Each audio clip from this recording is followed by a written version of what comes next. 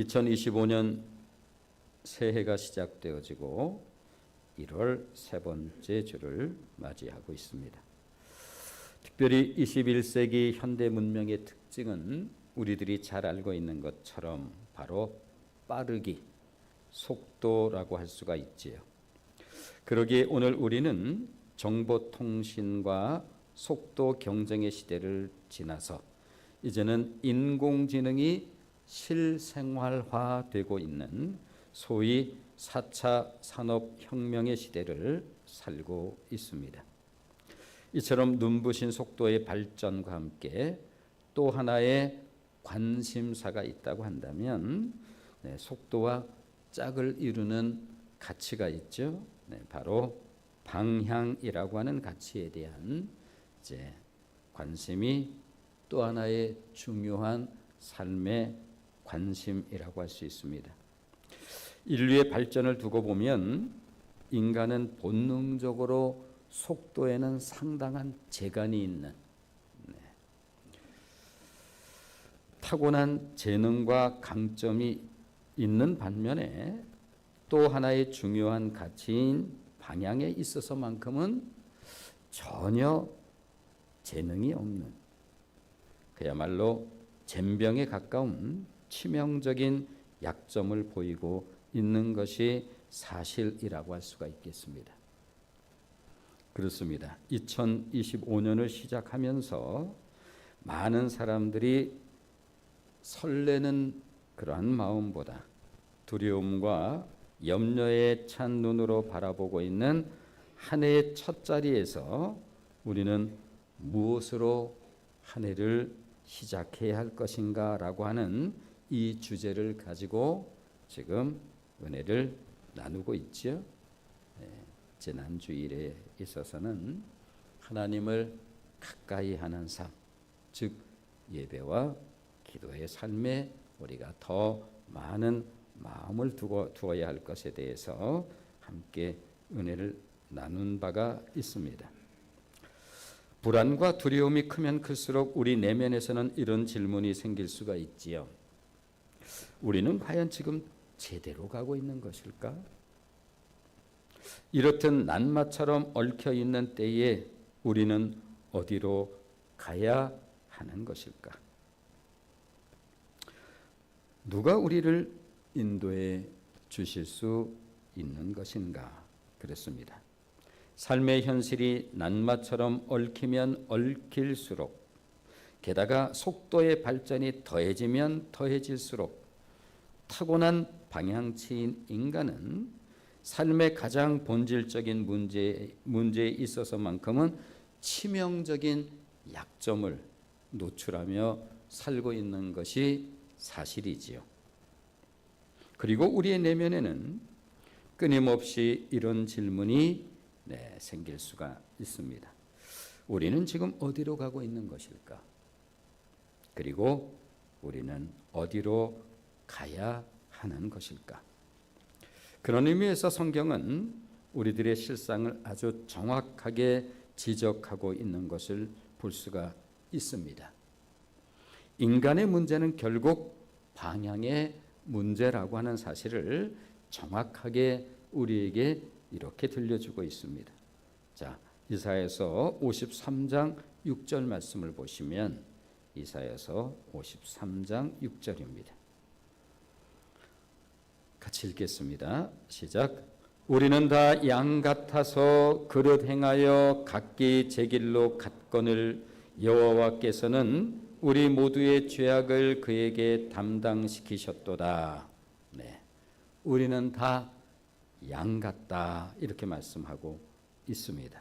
그러면서 늘 행하는 게 온전하게 행하지를 못하는 그러한 특징을 갖고 있는데 그 이유가 무엇인가 하면 양 같기 때문에 그렇다는 거예요. 뿐만 아니라 각기 제 길로 간다라고 그렇게 말씀을 하고 있지요. 각기 제 길로 가는데 보면 우리 삶들이 다 그렇지 않습니까? 자기의 소견대로 자기의 생각대로 그렇습니다. 성경은 우리를 향해 한마디로 인간은 타고난 방향치들이라고 그렇게 들려주고 있습니다. 그렇다면 타고난 방향치가 자신의 생각대로 가는 것만큼 위험천만한 일이 또 있을까? 이런 이유로 오늘 우리들이 읽은 시편의 진주라고 불리우는 시편 23편은 이렇게 시작이 됩니다. 자, 다 암송할 수 있는 내용의 말씀인데, 자, 한번 같이 읽어보도록 하겠습니다. 시편 23편 1절 같이 읽습니다. 시작. 여호와는 나의 목자시니 내게 부족함이 없으리로다. 하나님을 목자로 묘사하여 들려주고 있다고 한다면 그것은 인간을 양으로 묘사하고 있다는 것을 전제로 우리에게 들려주는 말씀이지요. 그렇습니다. 성경은 여러 곳에서 인간을 양으로 묘사하여 들려주고 있는 것을 볼 수가 있습니다. 그렇다면 왜 하고 많은 짐승들 가운데 굳이 우리를 양에 비유하고 있는 것일까? 참 많은 짐승들이 있습니다.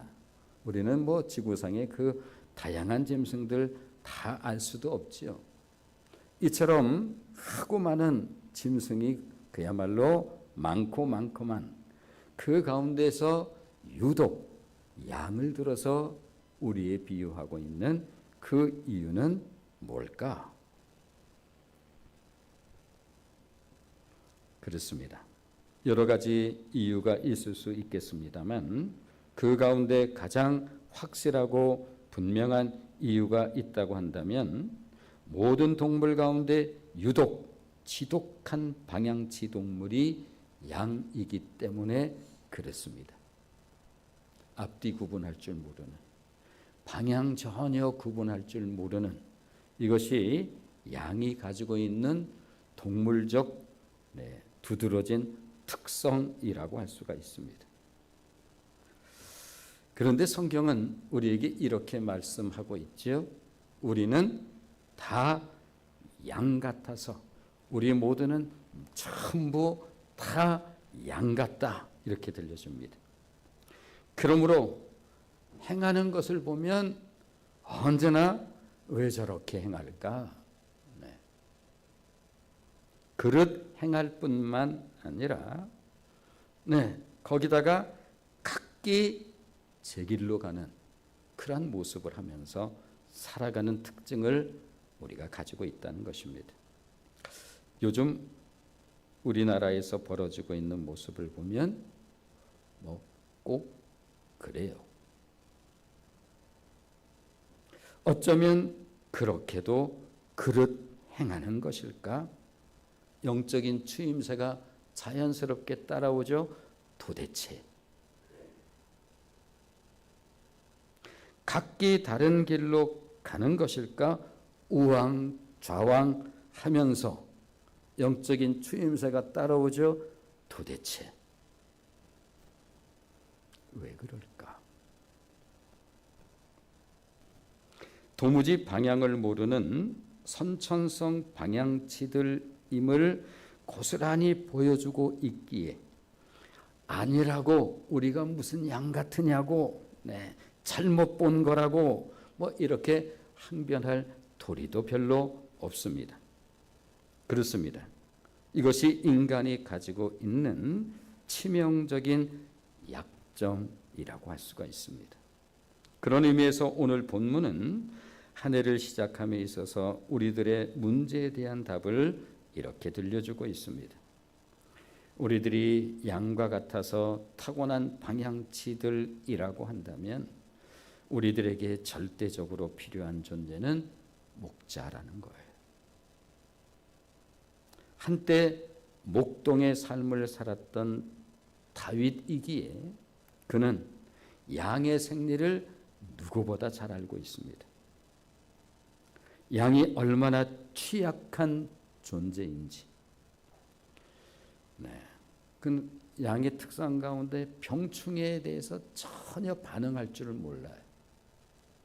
양이 굉장히 좀 멀리서 보면 좀 깨끗할 것 같지만 가까이서 양을 보면 그렇게 깨끗하지도 사실은 못해요.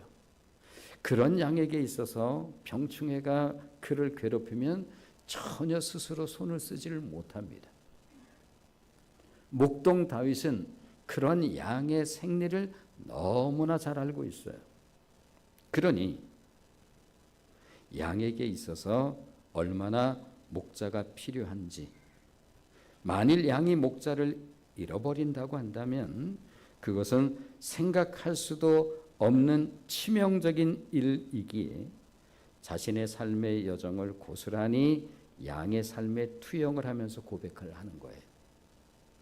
그래서 다른 사람이 여호와는 나의 목자시니 내게 부족함이 없으리로다라고 하면 그 말씀에 대해서 감흥이 물론 없진 않겠지만 유독 다윗의 입술을 통해서 고백되어지는 이 고백은 그러기에 예사로운 고백이 아니라고 할 수가 있겠지요.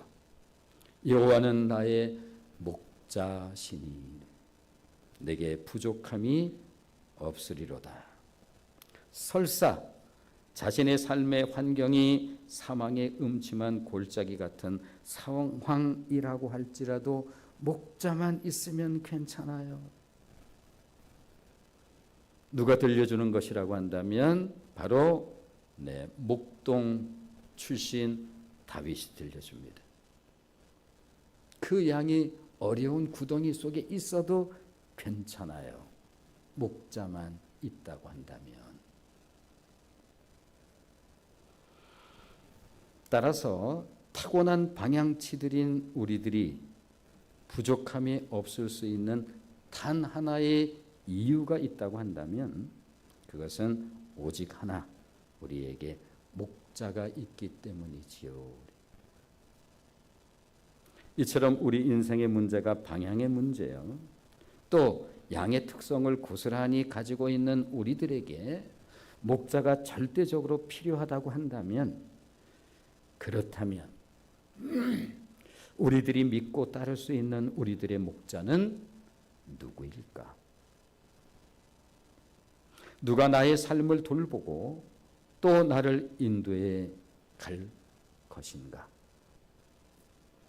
자신을 스스로 양으로 여겼던 다윗의 고백은 훗날 예수님께서 이 땅에 오심으로 그대로 실현이 되는 것을 우리는 볼 수가 있습니다. 그렇습니다.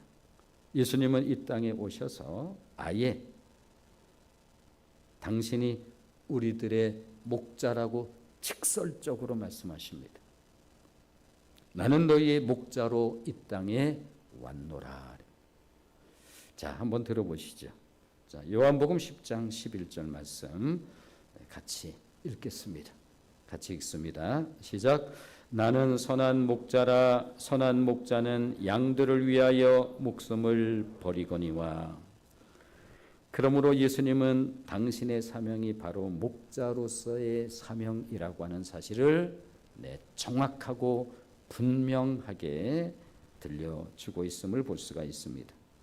당신이 우리의 선한 목자로 우리를 위하여 당신의 목숨을 내어주시는 새 생명의 구주 되심을 분명히 들려주고 있습니다. 그러기에 예수님께서는 또 이렇게 말씀을 하신 바가 있습니다. 나는 양의 문이다, 이렇게 말씀을 하세요. 자, 한번 들어보실까요?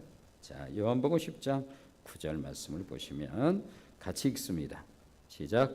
내가 문이니 누구든지 나로 말미암아 들어가면 구원을 받고 또 들고 나면서 꼴을 얻으리라.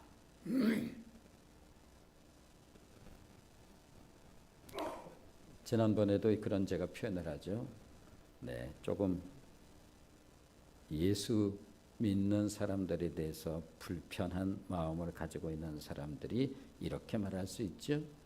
예수가 밥 먹여주냐. 정확히 아세요. 그렇습니다.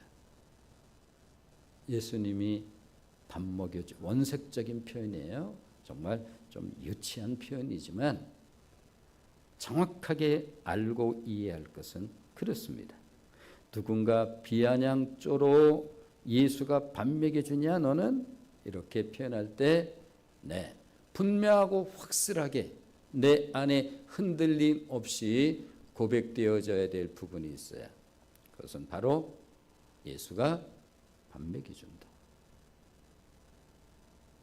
그분은 우리의 구원의 주이신 동시에 그분은 우리의 선한 목자로 그분은 우리들의 양의 문이라고 말씀하시면서 우리들이 양인 우리들은 들고 나면서 그분으로 하여금 꼴을 받아 먹습니다. 그러므로 여기에서의 문은 구원의 문을 말씀하시는 동시에 또한 꼴을 주시는 분이 우리들의 선한 목자이신 그분이죠. 구원으로 인도하는 그 문은 참 좁으며 이렇게 찬양해요. 그렇습니다.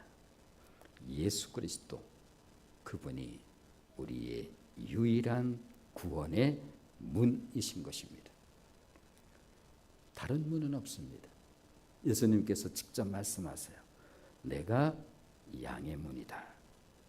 그러면서 말씀하시는 것이 무엇인가 하면 구원에 관해서 들려주시죠.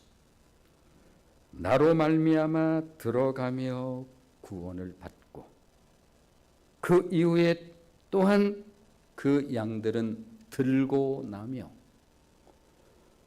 꼴을 얻으리라. 예수님은 당신이 우리들의 선한 목자이심을 다시 한번 들려주십니다. 성경에서 선하다, 우리 하나님께서 우주 만물을 지으셨어요. 창조하시고 보시기에 좋았더라 라고 하는 이 선한 창조, 이것을 영어로 good, 히브리어로 토브라고 그렇게 이제 말을 하죠. 아름답다, 탁월하다, 역할을 다하다, 이와 같은 의미가 그 안에 담겨 있습니다. 예수님의 선한 목자로서의 탁월함은 양들을 위해서 스스로 목숨을 버리심에 있다는 사실을 강조해서 들려줘요. 그런데 이와 관련해서 그분의 선하심 안에는 또 어떤 의미가 담겨 있는가 하면 예수님께서 나를 아신다라고 하는 의미가 담겨 있어요. 매우 중요하죠. 나를 아신다. 자, 들어보실까요? 자, 요한복음 10장 14절로 15절 말씀을 보시면 요한복음 10장 14절 15절 같이 읽습니다. 시작.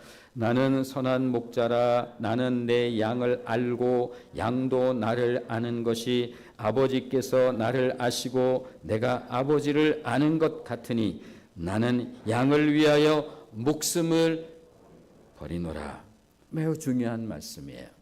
여기서 안다는 이 단어가 4번 반복해서 이제 우리에게 들려주죠. 네, 너와 나는 아는 사이지. 네, 이렇게 예수님 말씀하세요. 히브리어로 안다라고 하는 의미의 야다라고 하는 단어에 대해서 가끔 말씀드립니다만 이 안다라고 하는 야다의 의미 안에는 사랑한다라고 하는 뜻이 담겨 있습니다. 아는 것이 사랑하는 것이고 사랑하면 알 수가 있습니다. 예수님은 성부 하나님과 성자 예수님의 관계를 심오한 신학적인 용어를 동원해서 우리에게 설명하시는 것이 아니라 언제나 그렇게 하시는 분이십니다만 안다라고 하는 매우 소박한 언어로 그 심오한 관계를 우리에게 들려주고 있습니다. 그러므로 이 안다라고 하는 의미는 굉장히 깊은 의미가 그 안에 들어있죠. 또한 동시에 예수님과 우리의 관계 역시 이와 같은 아는 관계, 사랑하는 관계라고 들려줍니다. 나는 선한 목자다. 너에게 있어서 나는 내 양을 알아. 또한 양도 나를 알지. 그것은 아버지 하나님이 나를 알고 나 또한 아버지 하나님 성부 하나님을 아는 것과 똑같은 이치로. 대단히 중요한 말씀 아니겠어요? 그분이 나를 알아요. 내가 너를 알지. 네. 양도 나를 안다. 이렇게 말씀하세요. 아버지께서 나를 아시고 내가 아버지를 아는 것 같으니 그러므로 내가 너를 알기에 너를 위해서 나는 목숨을 버리는 거야. 이런 이유로 예수님은 베드로에게 사명을 주실 때에도 이 질문을 하셨던 거예요. 요한의 아들 시몬아, 네가 이 사람들보다 나를 더 사랑하느냐? 이런 뜻이죠. 베드로야, 너 나 알지? 내가 너를 아는 것처럼 그러므로 내 어린 양을 먹이라. 나와 나의 자녀의 관계가 바로 이런 관계입니다. 내 아이가 나의 아들인 것과 나의 딸인 것을 무슨 현학적 논리로 설명하는 그런 멍청한 부모가 없는 것처럼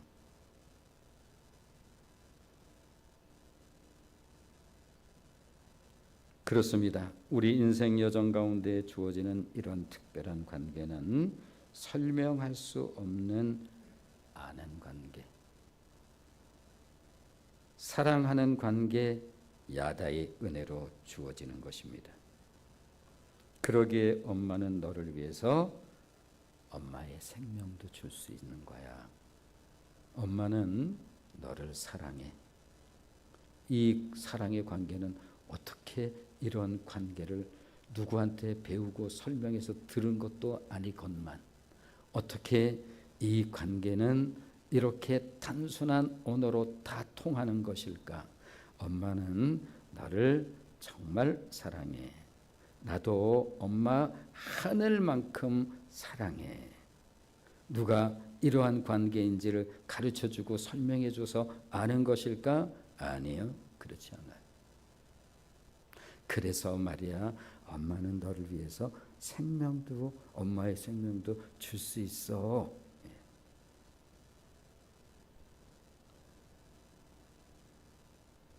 무슨 대단한 논리로 설명해 주는 게 아니에요. 그냥 알아요. 엄마 가지마, 거기 있어. 엄마 여기 있어. 놀고 있어. 놀아. 존재적 붙어 있음이. 그분이 이렇게 말해요. 나는 선한 목자다. 나는 내 양을 알아. 어떻게 아는 건데? 그렇게 아는 거지. 왜 울어? 네, 그 사랑이 뜬모를 눈물이 나한테서 이렇게 나와요. 그분을 생각하면 그분이 나를 사랑하는 그 사랑을 내 안에서 움직이는 지혜가 있어요. 그 지혜가 무엇인가 하면 성령께서 이 기가 막힌 설명할 수 없는 관계를 알게 하세요. 이 말을 알아들어요.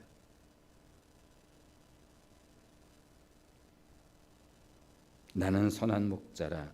나는 내 양을 알고 양도 나를 안단다. 자, 우리의 목자 되신 그분의 말씀을 조금 더 들어볼까요?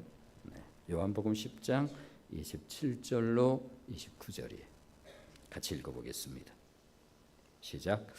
내 양은 내 음성을 들으며 나는 그들을 알며 그들은 나를 따르느니라. 내가 그들에게 영생을 주노니 영원히 멸망하지 아니할 것이요 또 그들을 내 손에서 빼앗을 자가 없느니라. 그들을 주신 내 아버지는 만물보다 크심에 아무도 아버지의 손에서 빼앗을 수 없느니라.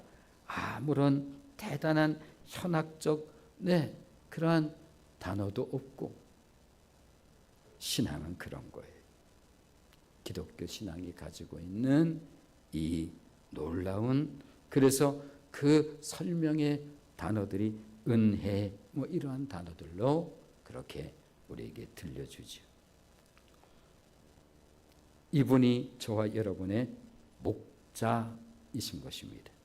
내 양은 내 음성을 들으며 서로 알기에 그들은 나를 따르니라.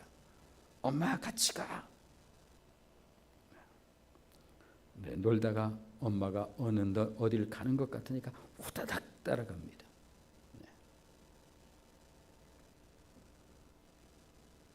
그분은 나로 하여금 영원히 멸망하지 않을 영생을 주시는 분이야. 알아요, 그걸.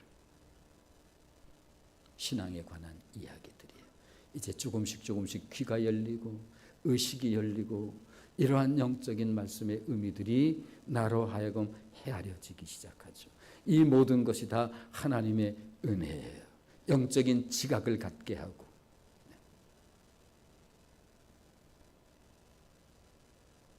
내가 영원히 멸망하지 아니할 수 있는 이유는 무엇인가 하면 그분이 나에게 영생을 주었기 때문인 거죠.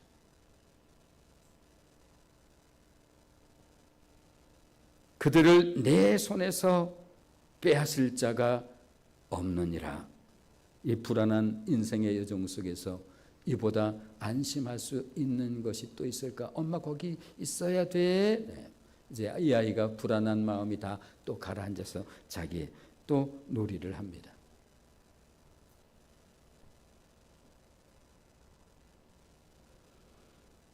이처럼 그분은 나로 하여금 영원히 멸망하지 않을 영생을 주심으로 그 누구에게도 빼앗기지 않도록 우리의 손을 꼭 잡고 가시는 우리의 선한 목자이신 것입니다. 주님여 이 손을 꼭 잡고 가소서. 약하고 피곤한 이 몸을 폭풍 흑암 속, 오늘 현실의 앞이 너무 어두워요. 주님, 해치사 빛으로 손잡고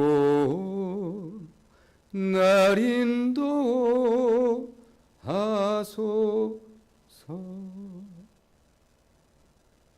나의 목자, 당신의 목숨을 나를 위해서 기꺼이 기쁨으로 버리시는 분, 그로 인해 나에게 영생을 주실 뿐 아니라 살아봐도 평안한 날은 없군요. 그렇습니다. 올해는 좋겠거니 내년에는 괜찮겠거니 뭐 그런 날이 별로 없지요. 그랬습니다.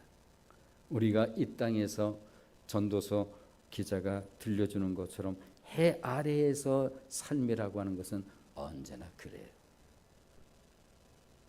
이와 같은 인생 여정을 하나님은 또 모세를 통해서 들려주신 바가 있지요.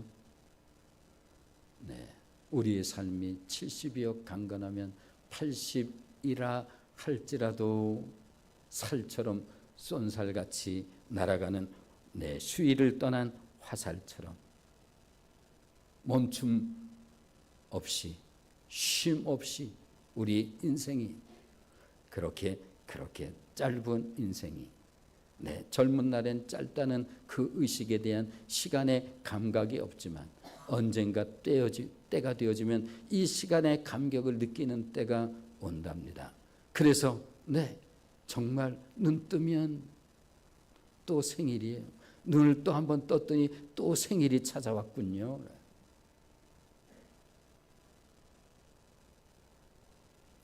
이러한 인생 여정 속에서 그분이 우리의 목자로 찾아오십니다. 그리고 당신의 목숨을 우리에게 내어주면서 이 유한한 인생 가운데 그 인생도 뭔가 좋은 날 있을 거야. 좋은 시간이 왜 없겠어. 그런데 전도서 기자의 말에 대해서 항변할 수 없는 것은 무엇인가 하면 해 아래의 모든 날이 헛되고 헛되며 헛되고 헛되도다. 허무에 대한 이야기를 말하는 게 아니에요. 인생의 본질에 대해서 들려주는 거죠. 그런 우리에게 인생의 의미로 찾아오셔서 그분이 우리 인생의 의미가 되었고 그분이 우리로 하여금 우리에게 영생을 주며 영원히 멸망하지 아니할 것, 그들은 내 손에서 빼앗을 자가 없다라고 하는 이 선한 목자가 나의 인생의 목자라고 한다면 깜깜한 인생길이지만 살만 하겠구나. 그날 다윗이 왜 이렇게 고백했는지 이 전문 목동이었던 그가 고백합니다. 사망의 음침한 골짜기를 다닐지라도 해를 두려워하지 아니할 것은 오늘 이 삶이 이렇게 깜깜한지 모르겠어요. 도무지.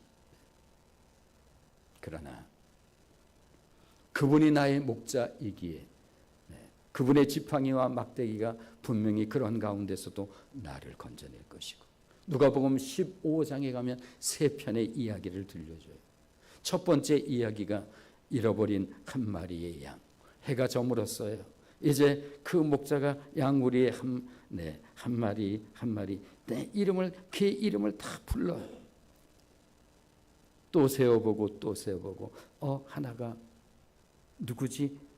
이름 그 양. 우리가 보면 똑같은 양인데 그는 다 구분하죠. 9마리 놔두고 끝까지 찾아낸다. 그분이 목자예요. 우리 이분이 너의 목자란다. 동전 하나를 잃어버렸어요. 끝까지 찾아내는 분, 그분이 너의 목자란다. 세 번째 이야기예요. 집 나간 탕자의 이야기.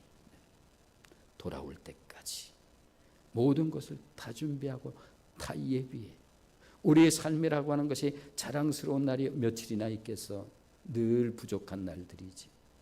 그러나 아버지 집으로 돌아올 때 단 한마디 책망을 안 하고 그대로 품에 안아주시는 분, 그분이 너의 목자란다.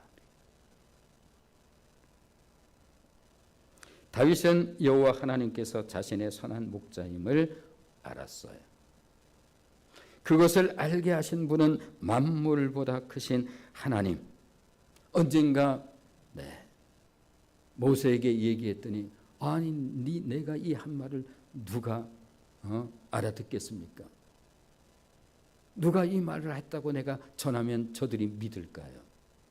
I am who I am, I am that I am. 스스로 존재하던 하나님 야훼 여호와가 말했다고 하라. 그 여호와 하나님이 자신의 목자라고 하는 사실을 훗날 다윗이 알면서 고백을 해요. 여호와는 나의 목자시니 내게 부족함이 없으리로다. 그가 나를 푸른 풀밭에 누이시며 쉴만한 물가로 인도하시는도다. 죽은 영혼 같은 우리의 영혼을 소생시키시고 그 말들을 알아들어요. 이제 우리가 그분을 알기에 그래요. 자기 이름을 위하여 우리를 의의 길로 인도하시는도다. 내가 사망의 음침한 골짜기로 다닐지라도 해를 두려워하지 않을 것은 주께서 나와 함께 하심이라. 인생의 굽이굽이 수많은 간단치 않은 인생을 살아온 다윗의 이 고백은 그야말로 절절하며 이만큼의 가식도 없는 순전한 그의 믿음의 고백입니다. 내가 사망의 음침한 골짜기 수없이 겪었던 사울왕으로부터 겪어야 되었던 날마다의 사망의 음침한 골짜기 같은 그러한 시간 속에서도 해를 두려워하지 아니할 것은 내가 압니다. 목자가 있는 한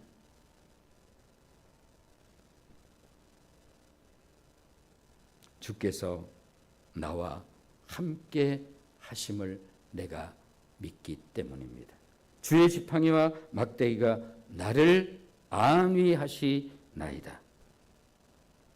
그렇다면 많은 사람들이 설레임보다는 두려움과 염려에 찬 눈으로 바라보고 있는 2025년 한 해의 첫 자리에서 양의 생리를 고스란히 가지고 있는 우리들은 무엇으로 어떻게 한 해를 시작해야 하는 것일까? 그렇습니다. 하나님께서 우리에게 허락하신 우리들의 선한 목자 되신 예수 그리스도의 손을 꼭 잡고, 물론 내가 잡는 것이 아니라 그분이 잡아주시는 거죠. 한 발 한 걸음 우리의 앞은 도무지 예측 불허의 그야말로 칠흑 같은 현실의 상황이지만 현실 안에서 덩달아 거기서 요란을 떠는 것이 아니라 그리스도인들이여 도무지 왜 그런가? 뭘 따르고 있는가?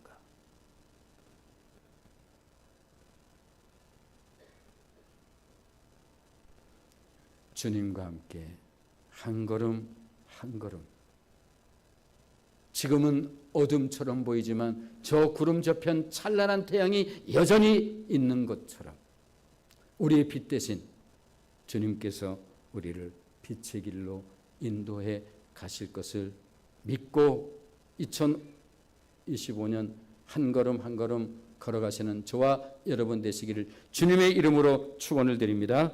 기도하겠습니다.